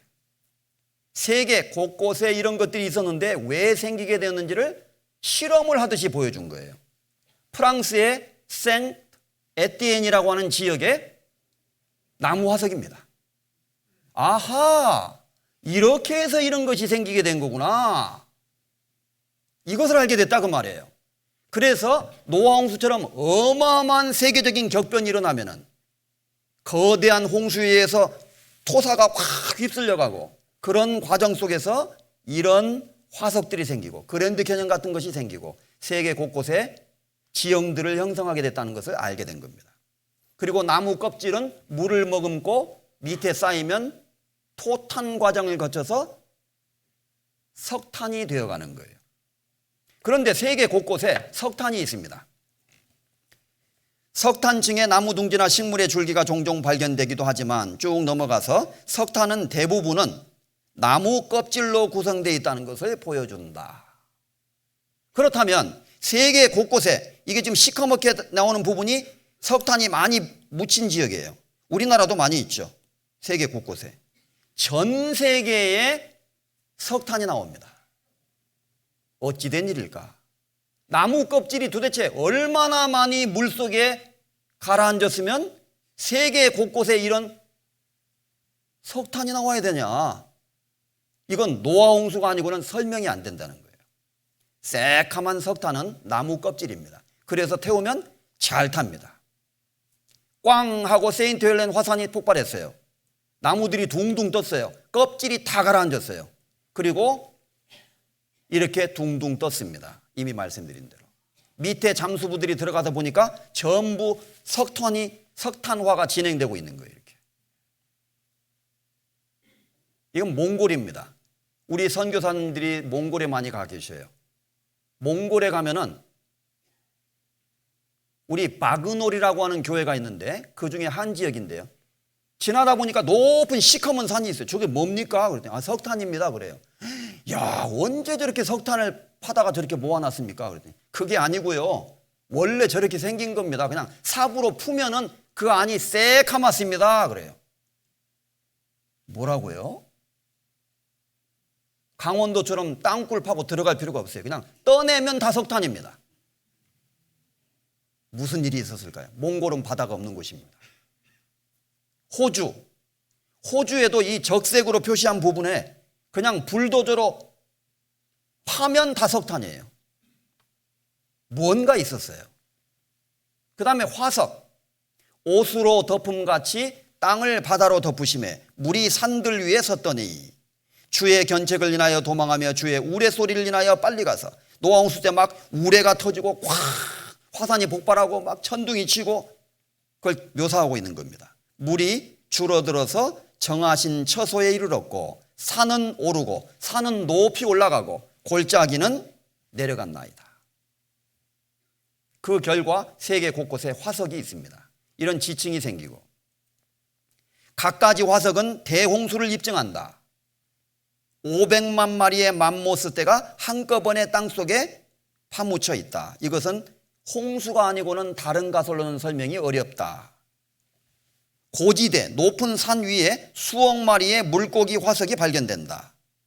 전 지구의 지각층의 75%는 퇴적암이다. 대홍수를 뒷받침한다. 퇴적암은 홍수로 인해서 흙이 쌓여서 토사가 쌓여서 굳어서 암석이 된 거예요. 전 지구의 75%가 물에 잠겼다가 나와서 생긴 퇴적암으로 돼 있어요. 이건 세계를 다 덮은 홍수가 아니고는 불가능하다는 거죠. 그래서 이렇게 보세요. 화석이 쭉 이런 산, 높은 고지대 산에서 많이 발견됩니다. 전 세계적으로 물에 의해서 생긴 바위층들에 수십억의 죽은 것들이 매장되어 있다. 미국의 네브라스카주 화석 무덤이라고 했어요. 대규모 화석 무덤. 안데스 산맥의 높은 산 위에 조개 화석들. 에베레스트 산에도. 그리고 이 화석은요, 이거 보세요. 물고기를, 고등어를 땅속에다 묻어놓으면 몇 달 있다 가면요, 썩었어요. 뼈만 남아 있습니다. 그런데 이 화석은 어떻게 생긴 거냐면 큰 지각 변동에 의해서 매몰될 때, 갑자기 탁 산 같은 것이 무너지고 토사에 매몰되면 그 안에서 화석이 되는 거예요. The Last Supper, 마지막 만찬입니다. 자세히 보면 큰 물고기가 작은 물고기를 확 삼켰는데 저녁 식사를 하다가 갑자기 화석이 돼버린 거예요. 그러니까 무슨 일이 있었다는 증거죠. 이런 것들이 너무너무 많이 나와요. 그리고 진화는 전혀 진행되지 않았다는 것이 화석을 통해서 밝혀지죠. 오늘날의 생물들의 모습과 똑같습니다. 세계 곳곳에서 화석이 그대로 발견됩니다. 이것은 뭘 말하느냐? 그 지층 속에, 무지개떡처럼 생긴 여러 지층 속에 곳곳에 화석이 나옵니다. 박혀 있어요. 안데스 산맥의 꼭대기 위에서 조개 화석이 나옵니다. 캐나다 로키 산맥에 가면 화석이 또 많이 나오죠. 알버타주. 저도 여기에 가본 적이 있는데요. 높은 로키 산맥은 내륙에 깊은 내륙에 있어요. 화석 무덤입니다. 공룡의 화석, 물고기의 화석. 수도 없이 나옵니다. 무엇을 말할까요? 홍수가 전 세계를 덮었어요. 또 하나의 증거 중에 하나는 소금 호수, 소금 사막입니다. 세계 곳곳에 소금으로 된 광산이 있어요. 소금은 바다에서만 나오는 것이 아닙니다. 인도의 높은 내륙에, 저 산에서, 내륙에서. 페루의 마추픽추에도 소금 광산이 있습니다. 중국의 내륙에도 소금 호수가 있습니다. 남미의 높은 산 위에 볼리비아, 아르헨티나, 페루 접경 근처인데 볼리비아에 있습니다. 우유니 사막, 3,650m 고도. 여러 나라의 접경 근처에 있고 서울시의 20배 면적이 소금으로 이루어져 있습니다. 소금 사막. 이렇게 하얘요. 너무너무 멋있어요. 설명할 수가 없는 지역이라고 합니다. 그래서 어떤 사람이 그래, 이게 우유니 소금이니, 그래서 우유니 사막이래요. 하얘 우유처럼. 근데 소금이에요. 맛을 보면 나옵니다. 러시아에도 소금 광산이 있어요. 땅 속에 파고 들어가면 전부 소금이에요. 저희가 몇 달 있다가 루마니아에 선교여행을 가는데 루마니아에 유명한 소금 광산이 있습니다. 땅 속에 들어가면 전부 소금이에요. 이 어찌 된 일일까? 히말라야 높은 산맥 위에, 우리나라는 마이산에 물고기 화석이 나옵니다.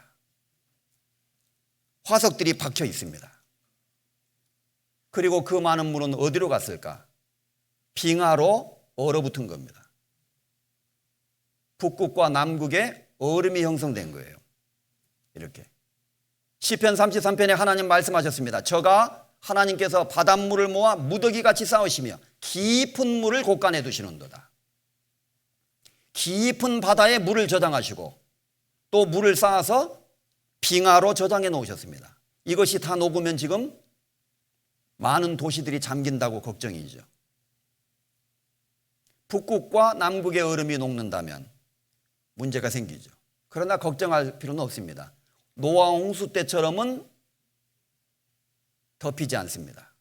대신 베드로후서 3장에 그때 세상은 물의 넘침으로 멸망하였을 때 이제 하늘과 땅은 동일한 말씀으로 불사르기 위하여 간소한 바 됐습니다.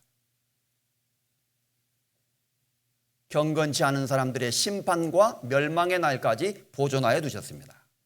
마태복음 24장에 노아의 때와 같이 인자의 맘도 그러하리라. 홍수전에 노아가 방주에 들어가던 날까지 사람들이 먹고 마시고 장가들고 시집가고 있으면서 홍수가 나서 저희를 다 멸하기까지 깨닫지 못하였으니 인자의 임함도 이와 같으리라. 자, 마지막 때에 예수님이 재림하시기 직전의 사람들의 삶의 모습을 홍수 이전의 사람들의 모습과 비교해서 예수님이 말씀하셨어요. 홍수 전에 사람들이 먹고 마시고 시집가고 장가가고, 그럼 먹지 말아야 될까요? 마시지 말아야 될까? 시집 장가가는 것이 죄라는 뜻일까요? 그걸 말하는 것이 아닙니다. 먹고 마시고 시집가고 장가가고 있다가 홍수가 나서 저희를 다 멸하기까지 깨닫지 못하였으니 인자의 임함도 이와 같으리라. 사람들이 홍수로 멸망할 수밖에 없었던 이유는 깨닫지 못했기 때문입니다. 먹고 마시고 시집가고 장가가고, 다시 말해서 육신에 필요한 것에만 오로지 관심이 있었어요. 현실 세계, 눈에 보이는 거, 내 육신을 만족해 해주는 거, 기쁘게 해주고 즐겁게 해주는 거, 순간적인 것, 쾌락적인 것. 그런데 그들은 하나님에 대해서는 관심치 아니하였습니다. 그들은 하나님을 저버린 거예요. 이것이 멸망받는 근본적인 죄였어요.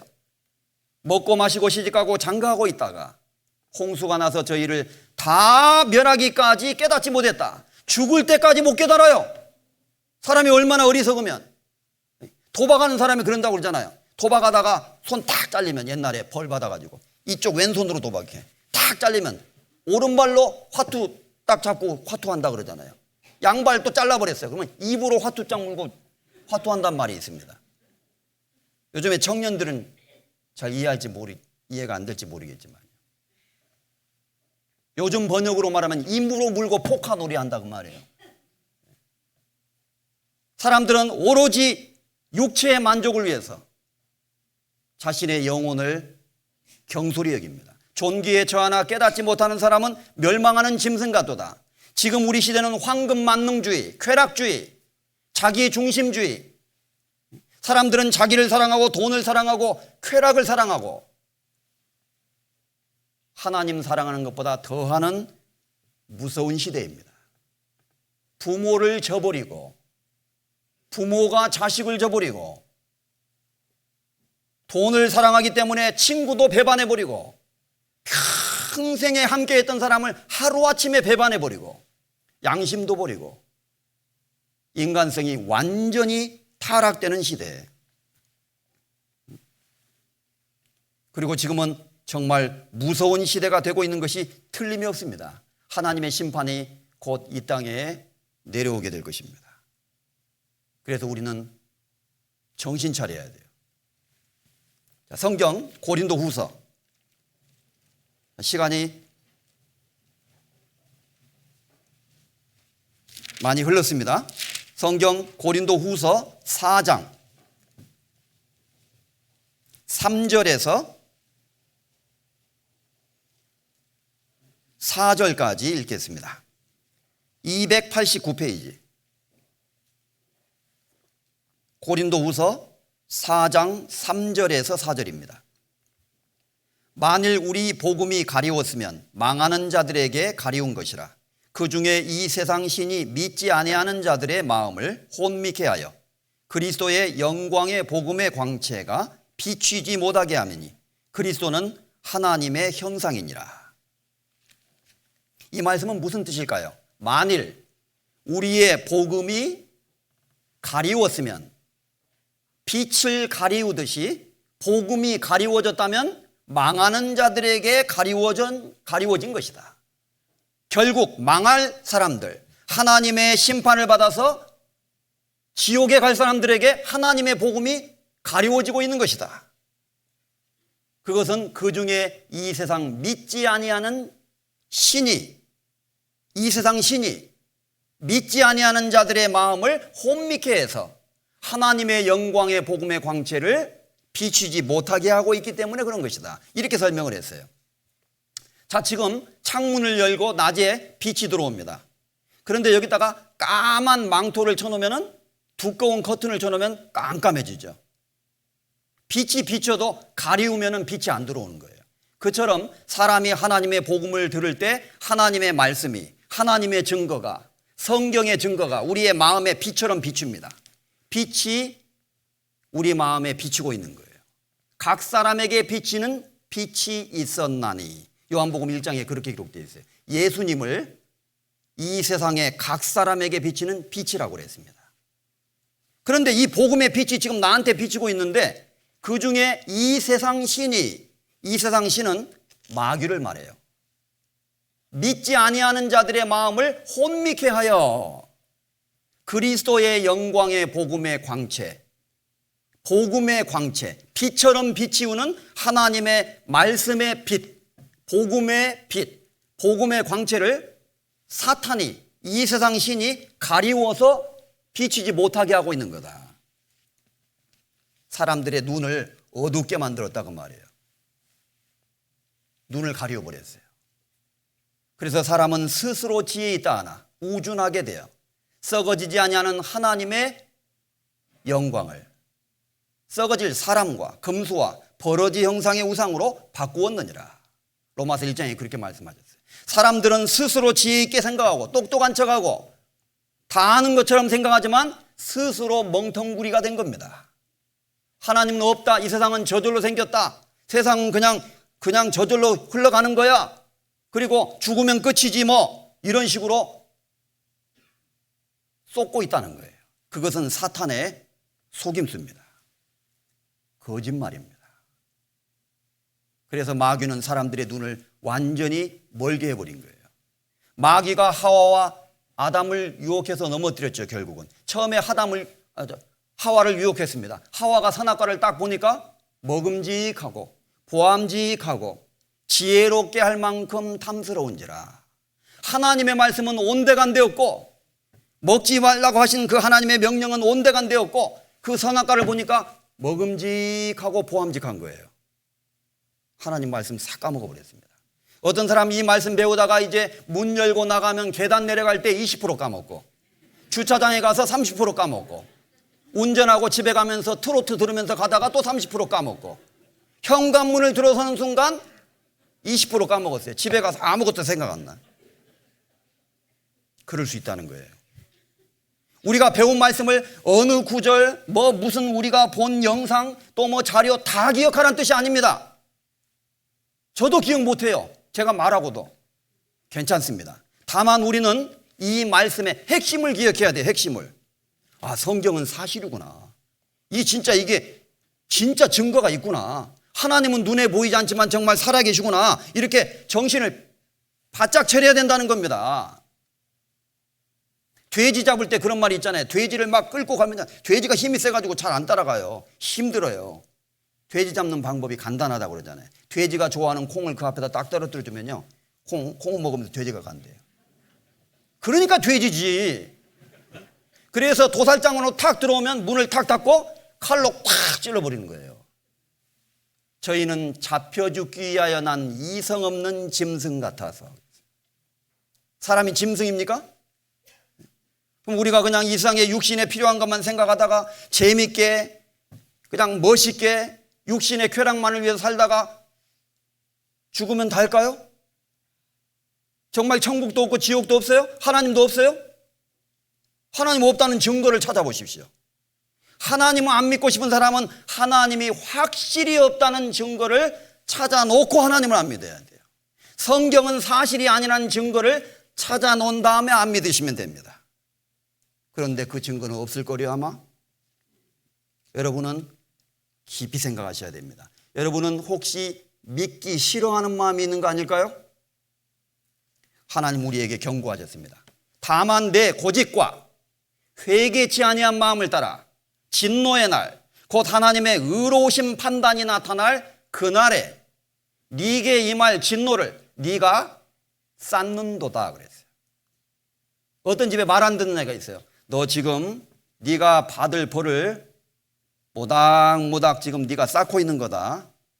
엄마가 참고 있으니까 지금 엄마가 그냥 봐주는 줄 알지? 너 계속 그러면 각오해. 지금 네 벌이 점점 쌓이고 있어.